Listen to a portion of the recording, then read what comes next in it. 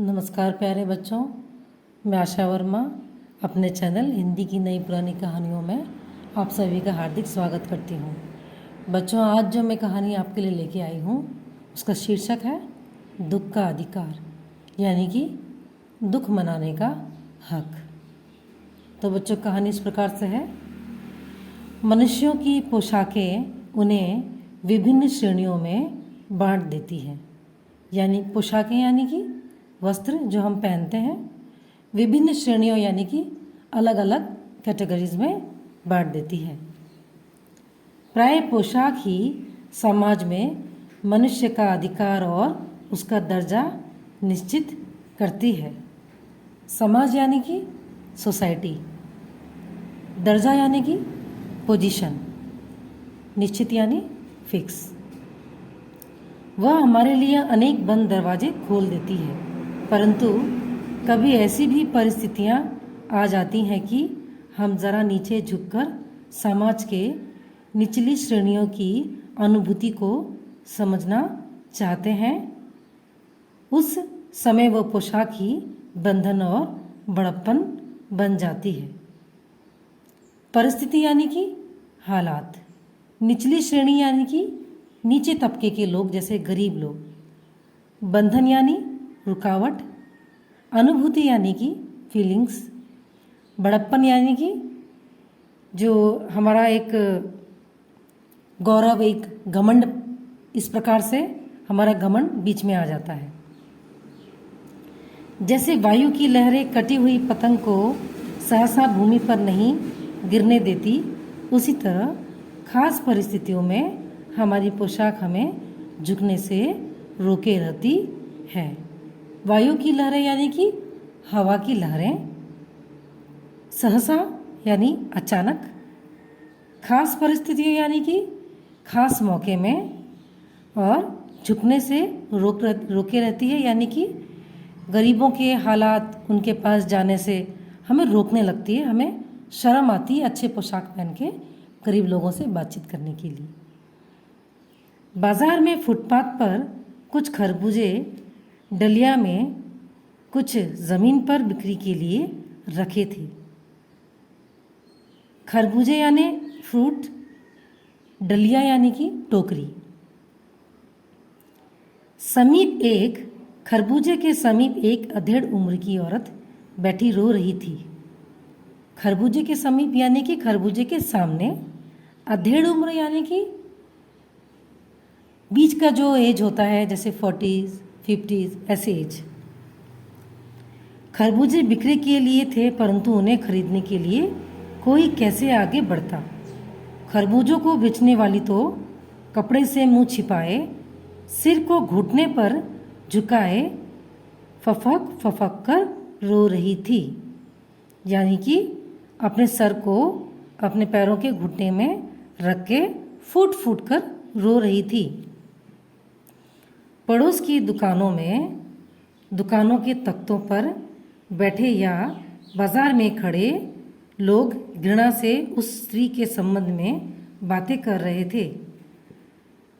तख्तों यानी कि दुकान के सामने जो बैठने का थोड़ा सा एरिया होता है, वहाँ बैठे उस औरत के बारे में बुरी भली बातें कर रहे थे। उस स्त्री का रोना देखकर मन में एक व्यथा सी उठी, परंतु उसके रोने का कारण जानने का उपाय क्या था। व्यथा सी यानी कि एक मन में दर्द सा जागना, उसके बारे में जानने की कोशिश करना। फुटपाथ पर उसके समीप बैठ सकने में मेरी पोशाक ही व्यवधान बन खड़ी हो गई। फुटपाथ यानी कि रास्ते के किनारे, समीप यानी कि सामने जाके बैठने के लिए लेखक की जो अच्छी पोशाक थी वो कहीं ना कहीं रुकावट बन रही थी। उसे शर्म आ रही थी कि इतने अच्छे सूट बूट पहनकर मैं कैसे एक गरीब स्त्री से बातें करूं, वरना मेरे बारे में लोग क्या सोचेंगे। एक आदमी ने घृणा से एक तरफ थूकते हुए कहा, क्या जमाना है, जवान लड़के को मरे पूरा दिन नहीं बीता और वह बेहया दुकान लगाकर बैठी है। घृणा से यानी कि बिल्कुल घृणा की नज़रों से धिक्कारते हुए। बेहया यानी कि बेशर्म, जिसे शर्म ना हो। दूसरे साहब अपनी दाढ़ी खुजलाते हुए कह रहे थे, अरे जैसी नीयत होती है अल्लाह भी वैसी ही बरकत देता है। नीयत यानी कि इच्छा या इरादा, और बरकत यानी कि हमें आगे बढ़ने के लिए, उन्नत होने के लिए मौका देना। सामने के फुटपाथ पर खड़े एक आदमी ने दिया सलाई और तिली से कान खुजलाते हुए कहा, अरे इन लोगों का क्या है? ये लोग रोटी के टुकड़े पर जान देते हैं। इनके लिए बेटा बेटी, ईमान, धर्म सब रोटी का टुकड़ा है। दिया सलाई यानी कि माचिस जलाने वाली तिली। रोटी के टुकड़े पे जान देना यानी कि खाने के लिए मरते हैं। परचून की दुकान पर बैठे लाला जी ने कहा, अरे भाई, उनके लिए मरे जिए का कोई मतलब ना हो, परंतु दूसरे के ईमान धर्म का तो ख्याल रखना चाहिए। परचून यानी कि राशन की दुकान, जहाँ पे खाने पीने का सामान मिलता हो। लाला जी यानी कि दुकान के मालिक सेठ जी। और मरे जिए यानी कि चाहे कोई मरे चाहे कोई जिए। जवान बेटे के मरने पर 13 दिन का शोक होता है। शोक यानी कि अफसोस मनाना, दुख मनाना। और यह सड़क पर बाजार में आकर खरबूजे बैठ गई है। 1000 आदमी आते जाते हैं। कोई क्या जानता है कि इसके घर में शोक है? कोई इसके खरबूजे खा ले तो उसका ईमान धर्म कैसे रहेगा?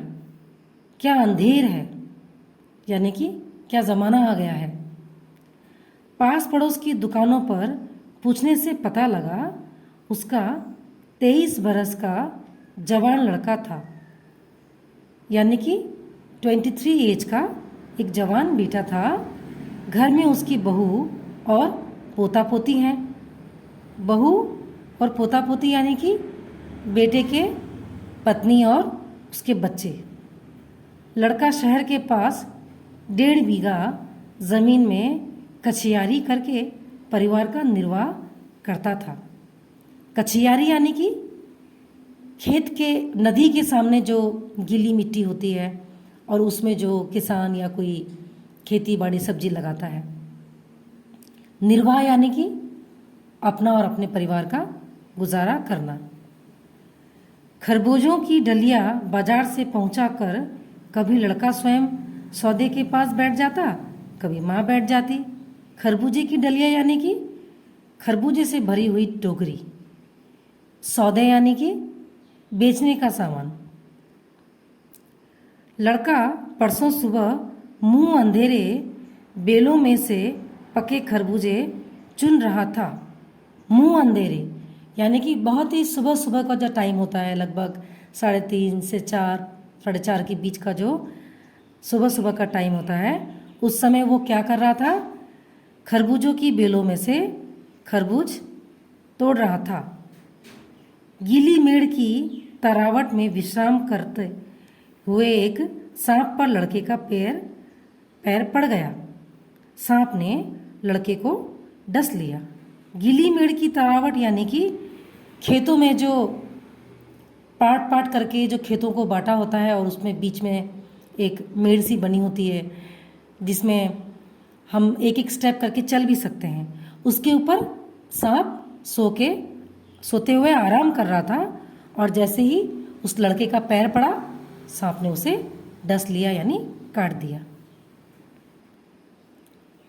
लड़के की बुढ़िया माँ बावली होकर ओझा को बुला लाई। बावली होकर यानी कि पागल जैसी होकर, ओझा यानी कि झाड़ फूक करने वाला कोई कविराज। झाड़ना फूकना हुआ यानी कि झाड़ फूक का जो मंत्र वो सब हुआ। नागदेव की पूजा हुई। पूजा के लिए दान दक्षिणा चाहिए।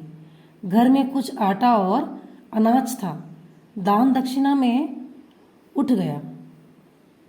दान दक्षिणा में उठ जाना यानी कि जो घर में बचा कुचा थोड़ा खाना था वो भी दान दक्षिणा देने के चक्कर में ख़त्म हो गया। माँ, बहू और बच्चे भगवाना से लिपट लिपट कर रोए, पर भगवाना जो एक दफ़ा चुप हुआ तो फिर ना बोला। भगवाना यानी कि बुढ़िया का वो बेटा जो मर गया था, एक दफ़ा चुप हो गया यानी कि एक बार जो उसने आंखें बंद की चिल्लाकर और दोबारा कभी उसने खोला नहीं। सर्प के विष से उसका सारा शरीर काला पड़ गया था, यानी कि सर्प के काटने से और उसके जहर से वो बिल्कुल काला हो गया था। जिंदा आदमी नंगा भी रह सकता है, परंतु मुर्दे को नंगा कैसे विदा किया जाए। मुर्दा यानी कि मरा हुआ व्यक्ति, विदा करना यानी कि कहीं दूर भेज देना। उसके लिए बाजार की दुकान से नया कपड़ा तो लाना ही होगा, चाहे उसके लिए माँ के हाथों का छन्नी कंगना ही क्यों ना बिक जाए। छन्नी कंगना यानी कि जो बच्चे कुचे पुराने गहने उसके पास हैं वो भी क्यों ना बिक जाए। भगवाना परलोक चला गया। परलोक चला जाना यानी कि दूसरी दुनिया में चला गया। घर में जो कुछ चुनी भूसी थी सो उसे विदा करने में चली गई। चुनी भूसी यानी कि जो भी बचा कुचा खाना पीना कुछ था वो उसको विदा करने की प्रक्रिया में ख़त्म हो गया। बाप नहीं रहा तो क्या, लड़के सुबह उठते ही भूख से बिलबिलाने लगते। यानी भगवाना तो मर गया था, लेकिन बच्चे तो बच्चे ही होते हैं, उन्हें तो सुबह सो के उठते ही भूख से उन्हें तड़पन होने लगी, वो परेशान होने लगे। दादी ने उन्हें खाने के लिए खरबूजे दे दिए, लेकिन बहू को क्या देती। बहू का बदन बुखार से तवे की तरह तप रहा था। बुखार से तवे की तरह तपना यानी कि एकदम जैसे इतना गर्म हो गया था कि शरीर में आग लग रही हो। अब बेटे के बिना बुढ़िया को दुवन्नी चवन्नी भी कौन उधार देता। दुवन्नी चवन्नी पैसों को कहा जाता है। बुढ़िया रोते रोते और आंखें पहुँचते पहुँचते भगवाना के बटोरे हुए खरबूजे डलिया से समेट कर बाजार की ओर चली, और चारा भी क्या था। अब बुढ़िया रोने लगी कि कैसे अपने नाती पोतों को वो खिलाए, कैसे अपनी बहू को दवा दारू करे। तो वो क्या करने लगी, रोते रोते भगवाना ने जो सुबह सुबह खरबूजे जमा किए थे उन्हें बटोर कर इकट्ठे करके और बिल्कुल एक साथ जमा करके बाजार की तरफ चली गई बेचने के लिए। उसके अलावा उसके पास कोई उपाय भी नहीं था। बुढ़िया खरबूजे बेचने का साहस करके आई थी, परंतु सिर पर चादर लपेटे, सिर को घुटनों पर टिकाए हुए फफक फफक कर रो रही थी। यानी बुढ़िया तो बड़े ही साहस के साथ अपने पोता पोती बहू के कुछ इलाज, उनको कुछ खाने के लिए दे दूं, ऐसा करके खरबूजे बेचने आई थी, लेकिन लोगों के ताने सुनकर वो रोने लगी। कल जिसका बेटा चल बसा, आज वह बाजार में सौदा बेचने चली है। हाय रे पत्थर दिल। यानी लोग उसे चिढ़ा रहे थे कि ये अपने बेटे के मरने पर भी इतने जल्दी बाजार में, लोग उसे तरह तरह की बातें कह के चिढ़ाने लगे और घृणा से बोलने लगे।